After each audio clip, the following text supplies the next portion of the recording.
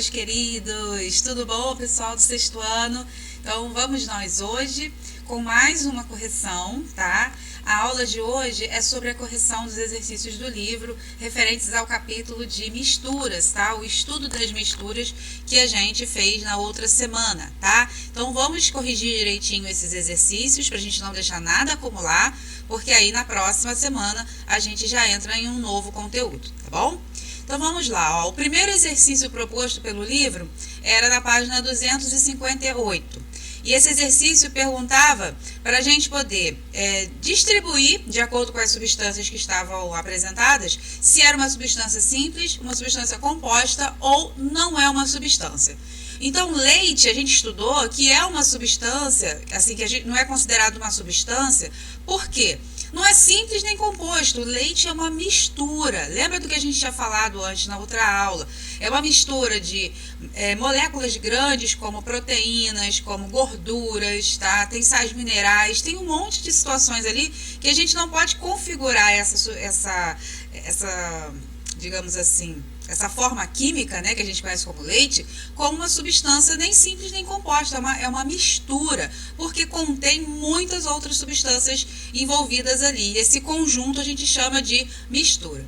O gás oxigênio. O gás oxigênio a gente considera como substância simples, porque qual é a condição de ser substância simples? Substância simples é quando aquela substância é formada por um átomo de um elemento químico. Se vocês repararem, O2 são dois átomos de oxigênio. Apesar de serem dois átomos, o oxigênio, esse gás oxigênio é composto só por átomos de oxigênio. Não é oxigênio mais carbono mais outra coisa, entendeu? Na letra C, gás carbônico aí já é composto. Por que é uma substância composta? Porque é um átomo de carbono ligado a dois átomos de oxigênio. Então, como tem variantes aí de elementos químicos, o carbono e o oxigênio, aí a gente considera como uma substância composta. A estátua de bronze. A estátua de bronze não é uma substância, nem simples nem composta, é uma mistura, porque o bronze é uma mistura de metais, tá? Letra E, água destilada. Olha lá, H2O. Então tem átomos de hidrogênio e átomos de oxigênio. Isso significa que quando tem mais de um elemento químico, é uma substância composta. Ar puro. Por que o ar puro não é substância simples nem composta? É uma mistura, porque o ar puro, por mais que a gente ache que assim é só oxigênio, não é. Quem já estudou comigo sabe que o ar atmosférico ele é uma mistura de várias substâncias. Pode ter o oxigênio, pode ter gás carbônico, pode ter sujeira, pode ter poeira, pode ter micro-organismos. Então, essa mistura de vários elementos não é uma substância composta, é uma mistura. Depois, gás hidrogênio, é o mesmo procedimento do O2, do gás oxigênio. São dois átomos de um mesmo elemento. São dois átomos de hidrogênio, então é uma substância simples. E o sal de cozinha é uma substância composta porque é o cloro ligado ao sódio. 2. Observe as imagens a seguir. Então, aqui tem o arranjo molecular do grafite e o arranjo molecular do diamante lapidado. Ambos têm a mesma constituição atômica, né, digamos assim, a mesma constituição de elementos químicos. Porém, o arranjo molecular, a forma como eles são arrumadinhos, é que modifica. Então, para a gente ter grafite, tem uma forma de arrumar, né, um arranjo molecular, e para ter o diamante, uma outra forma, né? Aí ele pergunta, de acordo com as imagens, a grafita e o diamante são substâncias simples, compostas ou misturas? Olha lá. Tanto a grafita quanto o diamante são substâncias puras simples, porque são compostas por átomos de carbono. Letra B. Que fatores influenciam na formação desses minerais? Então, lembrando lá atrás que a gente já estudou na formação de rochas e minerais, é a pressão e a temperatura.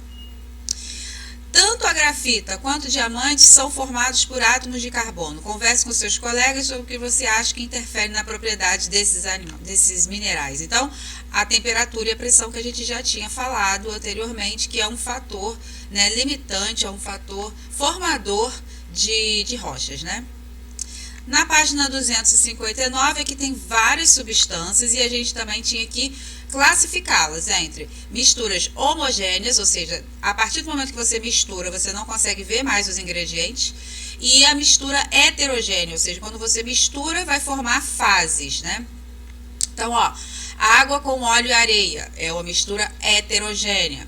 Água mineral, mistura heterogênea. Por que aqui é heterogênea? Porque é água mineral líquida com água no estado sólido. Então, você consegue identificar o gelo e a água líquida, né? Depois, gasolina é uma mistura homogênea. Apesar da gasolina ter uma série de substâncias envolvidas, a gente não consegue identificar todas essas substâncias. Então, é homogênea. Depois, a água líquida mesmo, a água mineral, também homogênea. Apesar de a gente saber que a água tem várias substâncias além do H2O, que a gente falou isso na outra aula, que são sais minerais em quantidades muito reduzidas, que fazem bem para o nosso corpo, que fazem bem para os nossos processos biológicos, a gente não consegue identificar isso. Então, é uma mistura homogênea. Depois, moedas de 10 centavos, também mistura homogênea, porque esses metais, essa mistura desses metais, a gente também não consegue identificar. E a rocha feldespato, ou seja, o feldespato é um tipo de rocha onde tem vários minerais incluídos e a gente consegue identificar na rocha esses minerais. Então, já que se a gente consegue ver as fases, é uma mistura heterogênea. Depois, complete as frases corretamente. Então, a gente tem a solubilidade de uma substância influenciada pela pressão e pela temperatura. Ao preparar um suco em pó, podemos considerar que a água é o solvente e o pó do suco é o soluto. Uma mistura homogênea possui as mesmas propriedades em todo o seu volume. E D, quando a quantidade de soluto ultrapassa o limite máximo do solvente, que o solvente é capaz de dissolver, a mistura é considerada, a solução é considerada saturada. Página 268. Então, a gente tem aqui, transformações físicas e químicas. A gente falou isso na outra aula também. Então, um vidro quebrado é uma transformação física. Por quê? Porque não envolve uma formação de novas substâncias. Simplesmente muda de estado. Depois, o bolo assando no forno. Então, é uma transformação química. Porque são adicionados vários ingredientes e depois é formada uma substância nova. Aqui, a máquina enferrujada também é uma transformação química, porque o ferrugem é a oxidação do metal. Então, o metal, ele transforma, né, pela ação do oxigênio do ar atmosférico e forma o ferrugem, né? E letra D, aqui a água fervendo é uma transformação física. Por quê? Porque a transformação física envolve mudanças de fase, tá? Que a gente já tinha falado. Página 269. Então, também tem os métodos de separação de misturas. A gente tem um que é o decantação, que é onde os componentes vão descendo, os mais pesados ficam no fundo. A ventilação, quando utiliza corrente de ar para poder separar os sólidos. E a separação magnética, que utiliza uma propriedade dos ímãs para poder só buscar aqueles materiais que são metálicos. Número 3, tem um textinho falando da questão das toxinas formadas pelo nosso corpo, como o nosso corpo elimina através da urina, né, a função aqui dos rins. Então, fala todo sobre isso. Aí pergunta-se, que método de separação de misturas é utilizado pelos rins? É a filtração, tá? Para quem não sabe, a gente vai estudar mais à frente, depois em anatomia, mas a filtração nos rins ocorre nos néfrons, tá? Para vocês verem como que é importante os nossos rins terem uma boa saúde, porque eles fazem a filtração de todo o sangue, tá? B, descreva com suas palavras o método citado do item A, ou seja, o método da filtração. Então, é o método de separação de misturas líquidas e sólidas, onde se utiliza um filtro que vai separar os sólidos dos líquidos. Na página 270 tem aquele resumo, né, que o livro sempre tem, sempre fala, então é um resumo legal para a gente poder estudar. Então, misturas, substâncias simples, compostas, misturas homogêneas e heterogêneas, solvente, soluto, solução, os métodos de separação de misturas, ou seja, como que separa as misturas homogêneas, filtração, decantação, levigação, ventilação e separação magnética, os métodos que separam as misturas homogêneas, que é a evaporação e a destilação. E aqui vem os mais atividades, que é aqueles exercícios lá no final do módulo. Então, aqui tem corrida do ouro na Amazônia deixa rastros de destruição. Voltando lá naquele capítulo da ação humana no solo, né, os impactos da utilização humana do solo. Aí vem falando sobre esse texto dos garimpeiros, a gente já tinha falado bastante sobre isso. E ele pergunta, ó, o ouro com densidade 19,5 gramas por centímetros cúbicos e a areia 2,5 gramas por centímetros cúbicos.